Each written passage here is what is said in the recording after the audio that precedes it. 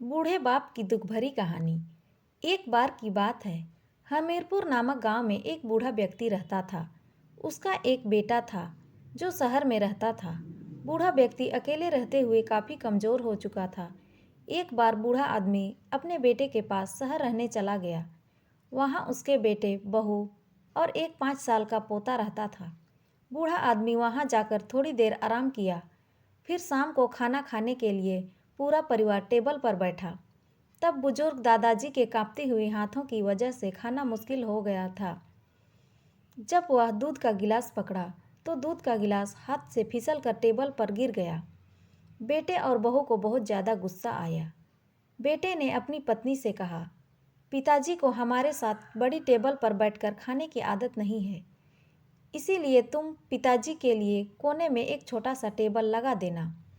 बहू ने कोने में एक छोटी सी टेबल लगाई और वहाँ पर खाने के लिए दिया, जबकि परिवार के बाकी लोगों ने रात के खाने का बहुत आनंद लिया। क्योंकि दादाजी ने एक गिलास तोड़े थे, इसीलिए उनका खाना लकड़ी के कटोरे में दिया गया था। जब छोटे बच्चे ने दादाजी पर नज़र डाली, तब खाना खाते समय दादाजी की आंखों में आंसू दिखे। 5 साल के बच्चे ने यह सब खामोशी से देख रहा था। फिर अगली सुबह पिता ने देखा उसका बेटा लकड़ी के साथ खेल रहा है। उन्होंने बच्चे से पूछा कि बेटा, तुम क्या बना रहे हो? झट से बच्चे ने जवाब दिया, जब मैं बड़ा हो जाऊंगा तब मैं आपको और माँ के खिलाने के लिए एक छोटी सी कटोरी बना रहा हूँ। 5 साल का मासूम सा बच्चा मुस्कुराया और वापस काम पर लग गया।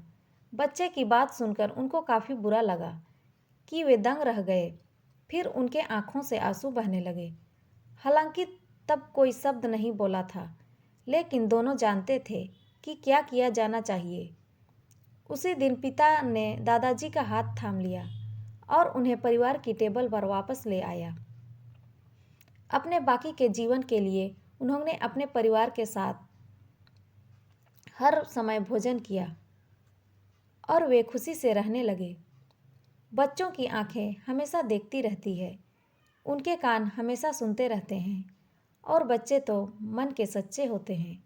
तो दोस्तों, ये कहानी आपको कैसी लगी कमेंट में ज़रूर बताएं और अच्छी लगी हो तो लाइक और सब्सक्राइब ज़रूर करें।